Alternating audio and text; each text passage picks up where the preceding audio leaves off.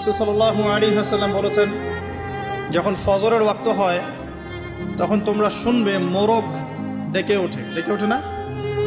নবী সাল্লাল্লাহু আলাইহি ওয়াসাল্লাম বলেছেন, মোরগ কেন ডেকে ওঠে তোমরা কি জানো? সাহাবীরা বলছেন, আল্লাহ এবং তার রাসূল ভালো জানেন।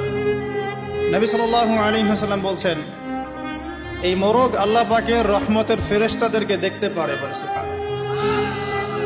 অতএব তোমরা তখন এই দোয়া পাঠ করো, আল্লাহুম্মা ইন্নী আসআলুকা মিন ফাদলিক। কি দোয়া? আল্লাহুম্মা ইন্নী আসআলুকা মিন ফাদলিকা। এই দোয়াটা পড়বেন সকালবেলা। তো যে রহমতের ফেরেশতা একটা মোরগ দেখতে পাচ্ছে, আমি দেখতে পাচ্ছি না, তাহলে আমার দৃষ্টির সীমাবদ্ধতা জানান দিচ্ছে একটা মোরগ। আবার আমাদের সবার দেহে আছে আত্মা বা রূহ। নবীকে প্রশ্ন করা হয়েছিল, ইয়াসআলুনাকা আনির রূহ, তারা তোমাকে রূহ বা আত্মা সম্পর্কে জিজ্ঞেস করে। কুল রূহু মিন আমরি রাব্বি, বলে দাও রূহ বা আত্মা হচ্ছে তোমার রবের আদেশ মাত্র। ওমা উতীতুম মিনাল ইলমি ইল্লা কলিলা, এই রূহ সম্পর্কে তোমাদেরকে বেশি জ্ঞান দেয়া হয় নাই। আমরা ঘুমাই, আমাদের দেহ থেকে আত্মা প্রস্থান করে সাময়িকভাবে, আমরা কিন্তু আত্মাকে দেখতে পারি না। যে মানুষ তার দেহের মধ্যে থাকা আত্মাকেই দেখতে পারে না, তার দৃষ্টিভঙ্গি কত সংকীর্ণ এটা কি বোঝার অপেক্ষা আছে? এই গেল আমাদের দৃষ্টি সীমাবদ্ধতা। তাই ফেরেশতারা এই জায়গায় ঘিরে রেখেছেন, এটা আমরা বিশ্বাস করবো ইনশাআল্লাহ তাআলা।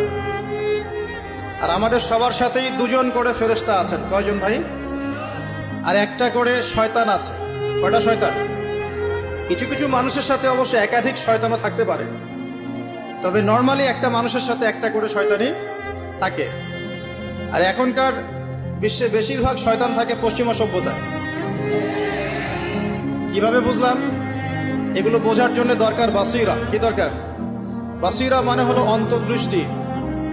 এগুলো বোঝার জন্য দরকার আল্লাহর নূর, আল্লাহর পক্ষ থেকে আলো, যেটা আল্লাহ পাক কলবে নাজিল করেন।